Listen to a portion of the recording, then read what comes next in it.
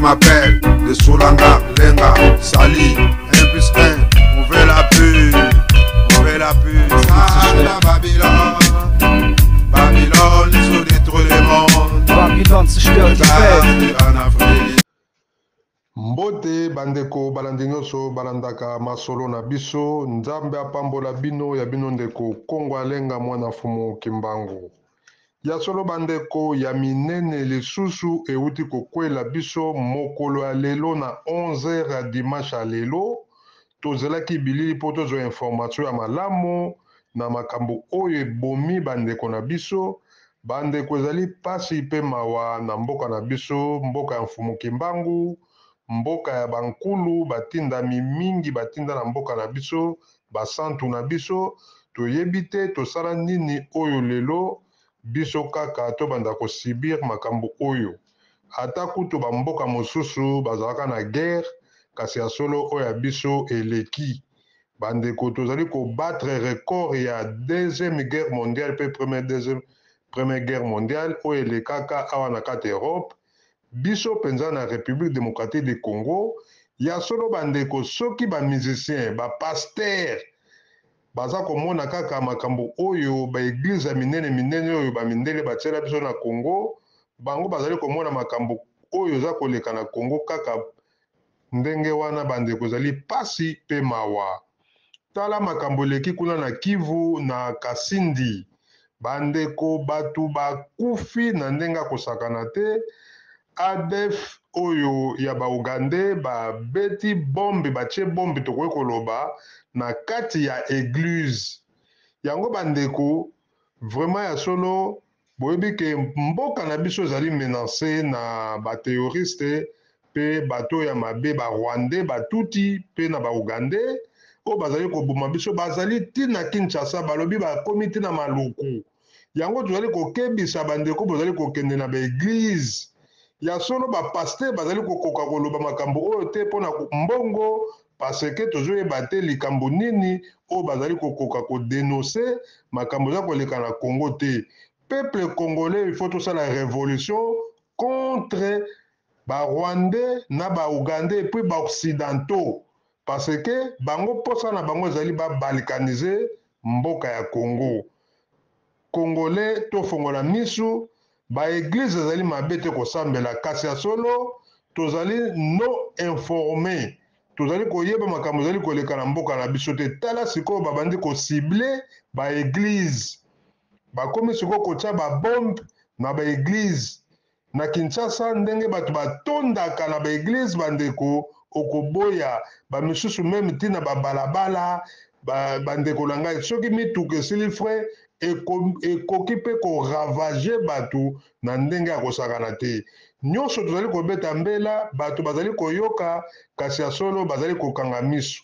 biso tozali balobeli ya bakoko tozali koloba kaka mpona mabele na biso pamba te président de la république azali wana kasi azali mpe menacé pamba te azwaki bokonzi na 2018 kasi batuti barwandais basi bakoti partout te na Kinshasa complicité na biso moko ya bakongolais tolingi koyoka te likambo moko elobama congolais akende kofunda yo bandeko na ngai bolanda bino moko boyoka ndenge porte parole ya mapinga kuna na Kivu ndenge aexplike mpenza ndenge bombe wana eleki na Kasindi ndenge bomi bato bakufi na bana mike na pleine église protestant esika wapi bakende kotonda mpona kokumisa nkolo Yesu kasi ya solo nzambe vraiment en tout cas ayamba milimo na bango mes condoléances na bandeko nyonso bakufi oyo mpe bazali blessé grave ezali ebele pamba te bato bakatani maboko makolo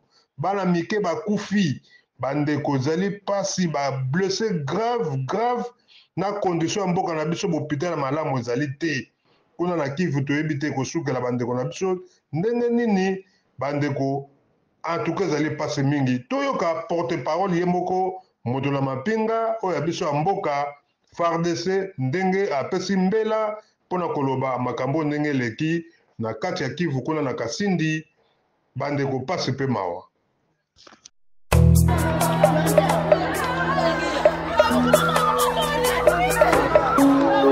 Kolo nanga nzamba mawa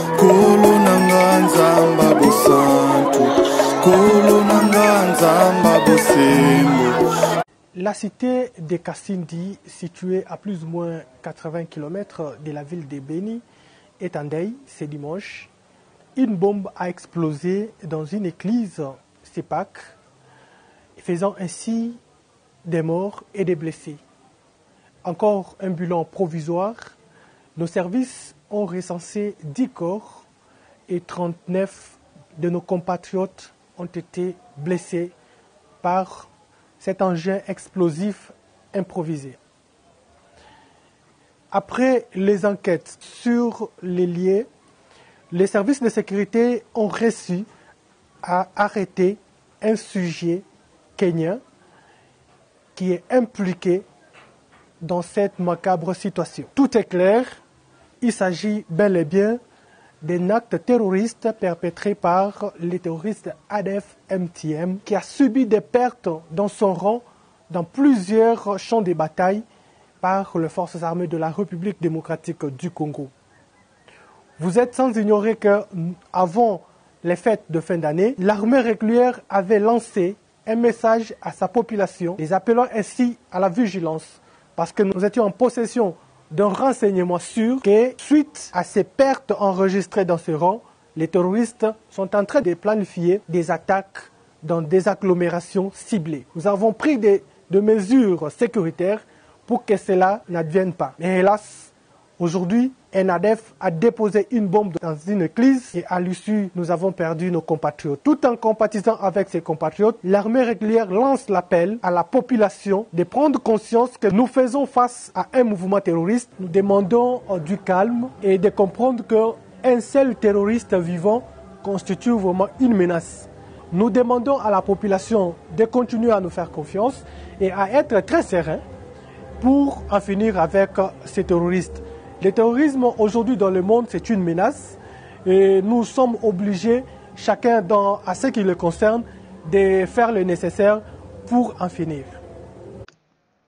Matondo ya solo bandeko pe balandi nyonso na bandi bolandi mutu na mapinga na biso ya FARDC ndenge apesi mbela oyo pa ya bandeko pe biso baso bana Congo oyo tozomi na diaspora po toyoka pe toyeba makambo eleki kuna na kati ya Kivu na Kasindi na bandi boyoki ye bomoni tokoki kotia bafoto oyo nyonso te to bavideo oyo epanzani tozali nango na baportable na biso mawa pamba te tokoki kotala yango te surtout bato bazalaka cœur sensible bakoki kotala yango te bandeko somo okomona basi minene basi kitoko bakufi pamba te ya solo bandeko Congolais eloko mosusu ye ayebi te oleka yeba mabele yango nde mabele nde nzambe apesaka me biso bacongolais toza kokanisa yesu to nzambe akokita na Congo mpo aya kosilisa bitumba to mpasi oyo ezali na Congo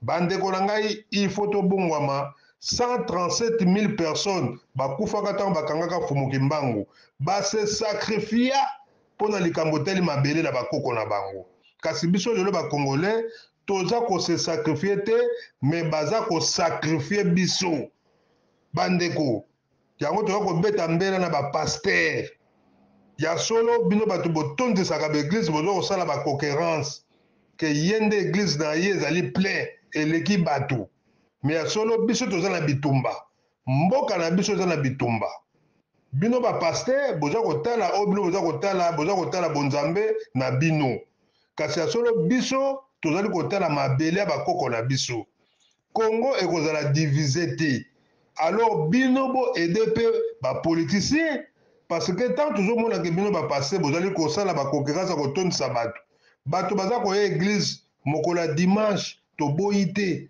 mais église ezozala plein boyebi ke ya solo tozali menace na barwandais na baugandais oyo bakoti partout na Congo na bakongo bomoni nde baza kobotola biso mabele na Kinshasa deja bakoti bakomi na maluku bakomi wana barwandais baza wana tout eyebani tout na bandundu ne parle pas Kasai baza deja wana na Kivu baza deja na côté équateur kuna na Shaba na Katanga bazali donc baencercle biso eloko kosauve Congo ezali soulèvement populaire Poto sauver président na biso na gouvernement na ye, totala na mbongo te, totala na bakonzi ba politicien na biso, botala bokonzi na bino te, kasi botala mabele ya bakoko na bino.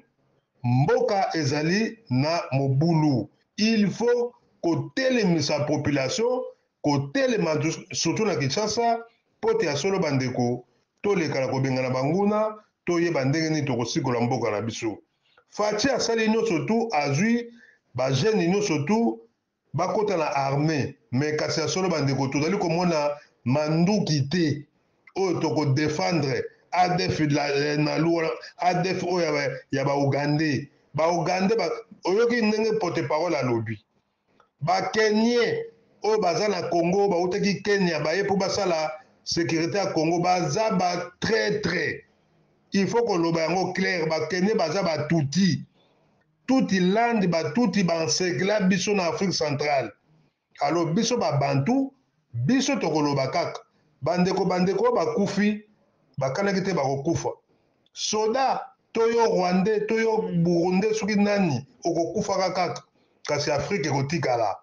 Mabele ya Congo ekotikala ba politicien bokoleka. Ezala président, ministre, bourgmestre, gouverneur, tendance nous surtout bandeko mabele wana ekotikala. To sala nous surtout bana na biso bakoko na biso lobi bango pe ba profiter na mabele oyo bakoko na biso pe ba se sacrifier. 137 000 personnes bakufaka tango bakangaka papa Fumukimbango to bengi Simo Kimbango. 137 000 basalaka nyonso tu ba se sacrifier balobi ya solo biso tokokufa pona mabele kasi ya solo makambo mindele tokondima yango te. Mindele bazali kokosa biso. Il faut to bimala makambo na bango bamona kenaka ya solo ba église na bango makambo na bango to bayeki nango to bandi ko boycotter yango pe biso okomona mindele bako changer. Mais kaka boye mindele tozali lokola ba cochon na bango. Bazali ko sacrifier biso pa ya Satan kasi ya solo nzambe aza kotala biso po nzambe ako réagir soki amoni bino moko bo telemi. Soki amoni pe mapinga na bino telemi apesi bino makasi. Nzambe apambola bino apambola pe mapinga na biso o bazali ko bunda pona ekolo. Vraiment toka totiki président Fachi atala likambo oyo ezali pasi mingi kota est kuna kasi ya solo banguna basi bakomi na Kinshasa banguna bakoti partout. Il faut koyeba ndenge nini ya ko telemisa peuple pote ya solo baleka na ko sauver mboka. Ba pays nyo surtout oyo bazaka agressé basala yango et pourquoi pas biso. Kimi Nzambe za la kati na bino, abonnez-vous na Congo Alenga TV. Tozali wana pona bino. Mes condoléances na bandeko nyonso famille nyonso bakufu na Kivu. Vraiment pas super mawa. Batu bakene ko sambela kasi ko sambela ekomi mawa batu bakomi kolela. Somo pe mawa mingi. Tozali kosenga vraiment bandeko nyonso bokendaka église dimanche to bokendaka kuna nde tomonaka na Kinshasa esalaka biso pasi komona bato botondi tina libanda bokangani na kati église soki bombe moko explose ndenge esali lelo oyo bandeko ezali pasi pamba te bato oyo basi bakoti na Kinshasa tokeba bapaster ya minene nyonso. Il faut faire attention. Tout l'église il faut kokeba parce que babeti oyo ezali neti avertissement batimbisi biso tozala deja mayele. Merci mingi nzambe apambola bino tokutani mbala nsima Congo Alenga mwana Fumukimbango matondo mingi ingeta ingeta ingeta. Oh, Jara, Congo veut la paix. Je m'appelle de Soulanga, Lenga, Sali, 1+1. On veut la paix, on veut la paix.